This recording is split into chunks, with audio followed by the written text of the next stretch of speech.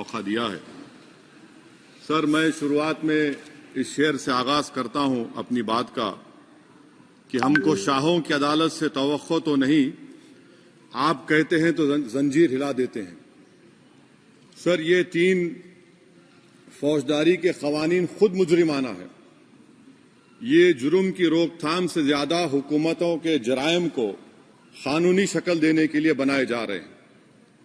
अब तरफे तमाशा यह है सर कि पिछले सेशन में मोदी हुकूमत ने जन विश्वास बिल 2023 को, जिसमें 183 प्रोविजंस और 43 कवानीन थे इम्प्रिजनमेंट के, उसको निकालकर फाइन में तब्दील कर दिया। उसमें ड्रग्स एंड कॉस्मेटिक्स एक्ट को भी तरमीम की गई और सजा के बजाय सबस्टैंडर्ड ड्रग्स के लिए आपने फाइन ला लिया। तो मैं ये बोलना चाहूंगा सर कि सबस्टैंडर्ड ड्रग्स के मैन्युफैक्चर के लिए आपने जेल के बजाय फाइन उसमें तब्दील कर दिया तरमीम करके। तो ये जरूरी है बोलना इस ऐवान में कि जन विश्वास के नाम पर आपने इस सबस्टैंडर्ड ड्रग्स से आवाम को खतरे में डाल दिया। अब आप डीक्रिमिनलाइजेशन की बात करते हैं, जहां पर कंपनीज को सजा देना था वहां पर आपने नहीं किया, फाइन में तब्दील कर दिया। और जो कवानीन नॉन वायलेंट क्राइम्स हैं, सेडेशन, डेफेमेशन, उसको आपने इस नए क्रिमिनल लॉ में ला लिया। तो सर, ये बात साफ हो गई कि जन के लिए अविश्वास, धंधे के लिए विश्वास, ये इस हुकूमत का नया मंत्रा है। और लाइटर वेन में अगर मैं कहूं तो जॉन अलिया ने कहा था कि जुर्म में हम कमी करें भी तो क्यों, तुम सजा भी तो कम नहीं करते। सर, आज सच्चाई इस देश में यह है कि सूट पहनने वाला क्राइम से जुर्म से बच जाता है, जेल से बच जाता है। एक खाकी पहनने वाला किसी को करीब से गोली मार सकता है, हथकड़ी पहने हुए मुजरिम को, उसको कुछ नहीं, जवाबदेही नहीं है। सच्चाई हमारे मुल्क में यह है कि इस ऐवान में जिन पर टेररिज्म का चार्ज है वो इस कानून पर वोट डालेंगे कि टेररिज्म क्या है, नहीं है। सर, मुझे ये कहने की इजाजत दीजिए कि अगर आज भगत सिंह को और मोहनदास करमचंद गांधी को ये 3 कवानीन बनाए जाते तो भगत सिंह और मोहनदास करमचंद गांधी कहते कि रोलट एक्ट है, ये 3 कवानीन रोलट एक्ट है। अब हुकूमत को बताना पड़ेगा कि असल मकौले पुत्र कौन है। सर, सच्चाई यह है कि इस मुल्क के गरीब, दलित, मुसलमान, आदिवासी, इनके लिए जिंदगी से बड़ी कोई सजा नहीं है। और क्या जुर्म है पता ही नहीं इनको। सर, अगर हमको रिफॉर्म करना था, इस्लाह करना था, तो हमको उन प्रोविजंस को निकालना था जो हुकूमत और पुलिस को मनमानी करने की इजाजत देती है।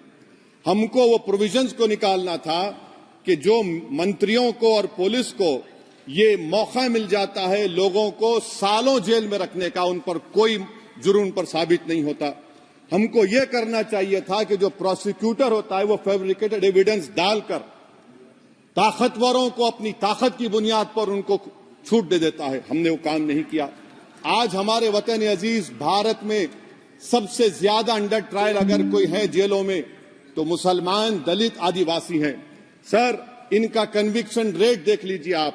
एनसीआरबी का डेटा है 2017 से 21 का, 20% अंडर ट्रायल मुसलमान है, 16% कन्विक्शन है और मुसलमानों की आबादी 14.2% है। प्रिवेंटिव डिटेंशन ले लीजिए, जिसको इस्तेमाल किया जाता है जुडिशियल प्रोसेस को सबवर्ट करने के लिए और फेयर ट्रायल को सबवर्ट करने के लिए। आज भारत की जेलों में 30% डेटेन्यूज मुसलमान हैं। उत्तर प्रदेश में 2017 में 33% मुसलमान डेटेन्यूज थे। आज 83.9% उत्तर प्रदेश की जेलों में मुसलमान डेटेन्यूज है। सर, एक और मिसाल दे रहा हूं, CSDS की रिपोर्ट है, थिंक टैंक है बहुत बड़ा, जो कहता है कि they have found substantial prejudice against Muslim police force.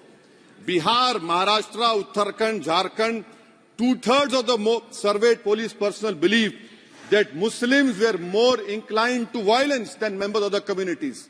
ये empirical evidence है।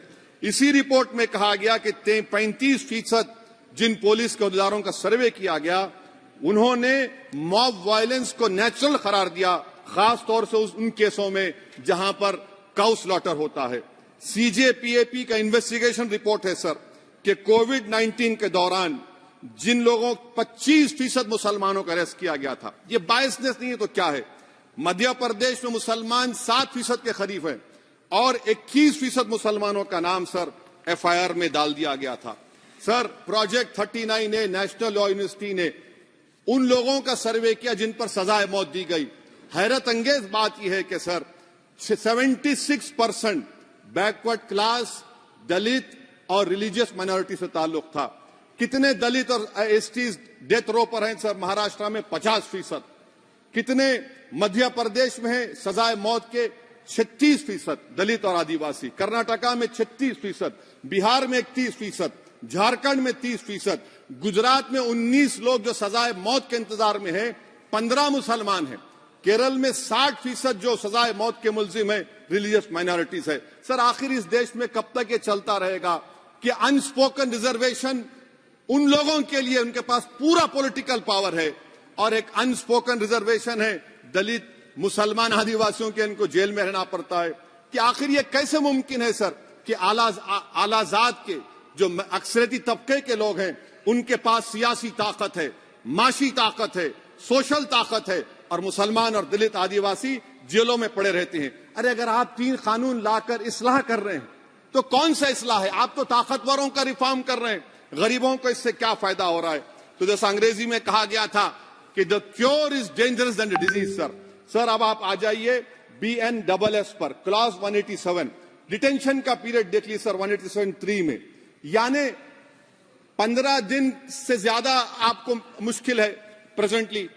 अब आपने प्रोविजन दे दिया कि 90 दिन तक आप कभी भी 5 दिन का, 6 दिन का, 10 दिन का, यानी 90 दिन तक किसी को बेल नहीं मिलेगी।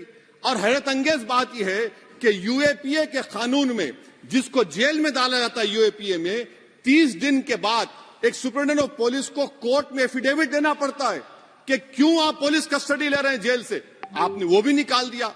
यानी जिस किसी को भी आप इस कानून में अरेस्ट करेंगे, यूएपीए से ज्यादा मैं 90 दिन जेल में रहूंगा। और कौन रहेगा जेल में? मुसलमान रहेगा, दलित रहेगा, आदिवासी रहेगा और बेल उसको नहीं मिलेगी।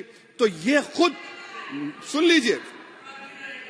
लीजिए, तो यानी कन्विक्शन नहीं होगा, ना बेल मिलेगी क्योंकि पुलिस कस्टडी है। ये कानून में है सर, आप मुझे करेक्ट कर सकते हैं।